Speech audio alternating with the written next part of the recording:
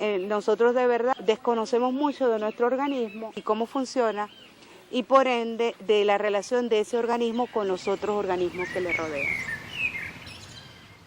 La experiencia del barro nos llevó a qué tipo de madera se utilizaba. Entonces, cada sitio, cada geografía genera las plantas que son utilizables para la construcción del barro. Se tiende a aplicar algunos criterios.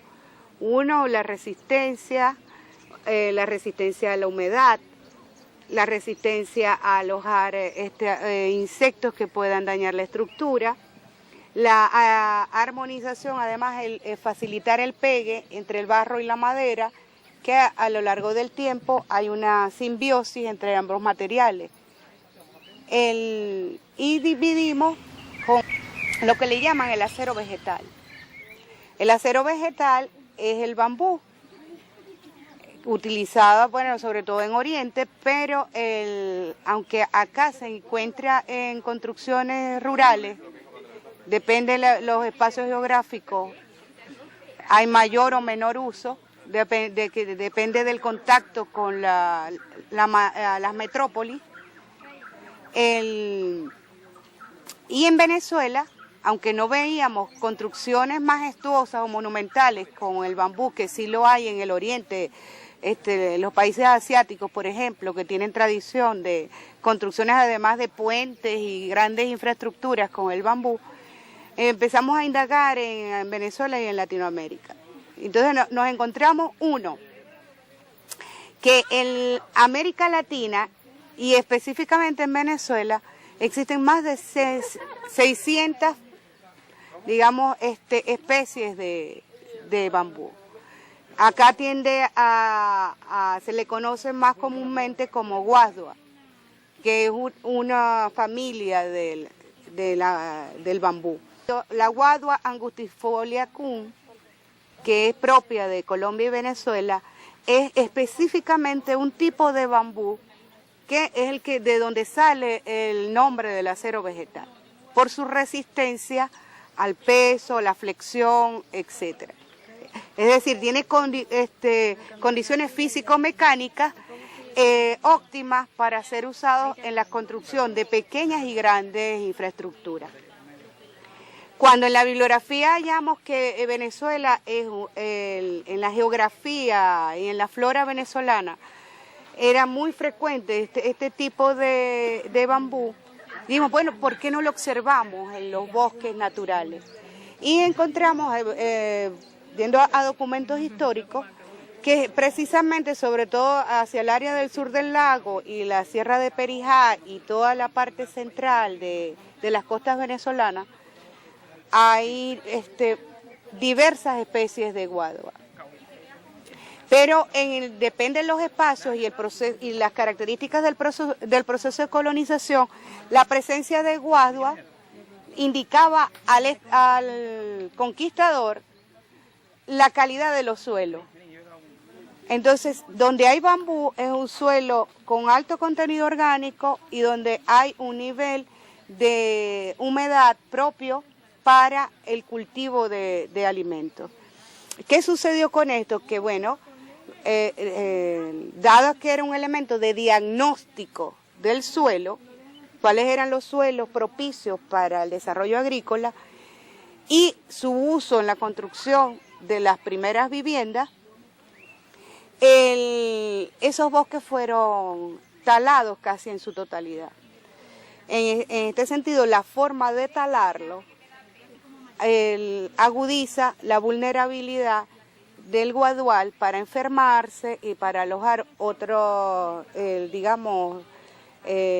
epidemias que acabaron con guaduales completos.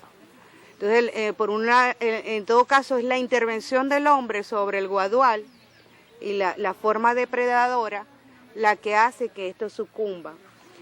Bien sea para talarlos para usar en la tierra como cultivo o monocultivo, o bien sea para la construcción de viviendas, sí, estar dentro de un sistema organizado, romper la orgánica que nuestros pueblos ancestrales habían mantenido en la relación con esos materiales.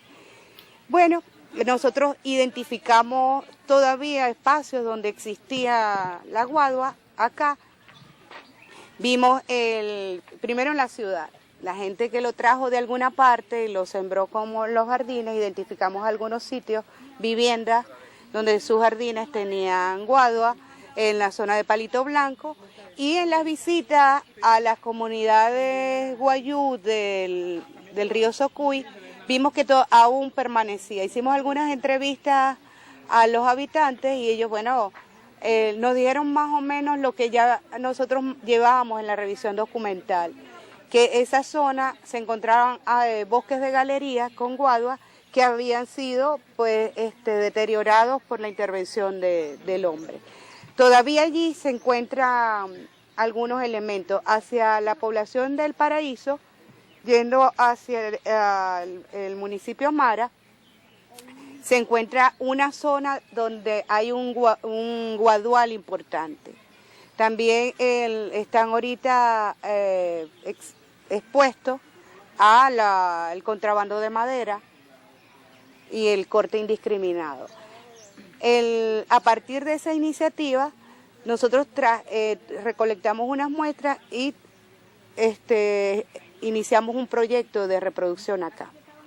De allí, de las 40 plantas que nos trajimos, logramos que pegaran 5 y se desarrollaran. Esas 5, una vez culminado el proyecto, las distribuimos entre los participantes para que cada quien la cuidara.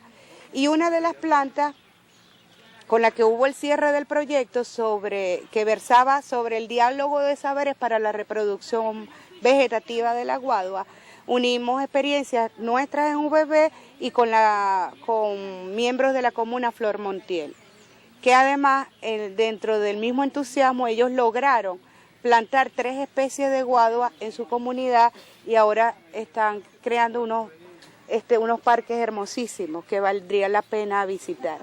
Y acá plantamos uno en los espacios donde el proyecto Cumbe tenían sus utensilios.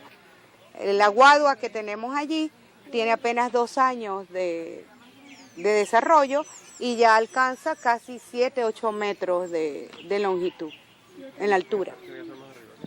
Invitamos a través de este proyecto, como tenemos ese solo ejemplar que podemos acceder a él, aprovechar esa planta como semilla para reeditar el experimento en este momento. Es decir, que ahora el corte lo podamos hacer en los tiempos de la luna, que es otro elemento de la cosmovisión. En esa relación con la naturaleza, el corte de la planta está vinculado a las fases lunares, depende de lo que nosotros queramos lograr. Hay una fase de la luna para el desarrollo de las raíces, hay una fase de la luna para el corte de las ramas, si queremos que el árbol se fortalezca en su sistema ramal. Está en un tiempo de la luna para garantizar que el agua esté en las raíces y disminuir la vulnerabilidad del material a las enfermedades, etcétera, etcétera, etcétera. Eso es el mundo bioarmónico. La recuperación es un mundo mágico. Nosotros de verdad desconocemos mucho de nuestro organismo y por ende, y cómo funciona, y por ende de la relación de ese organismo con los otros organismos que le rodean.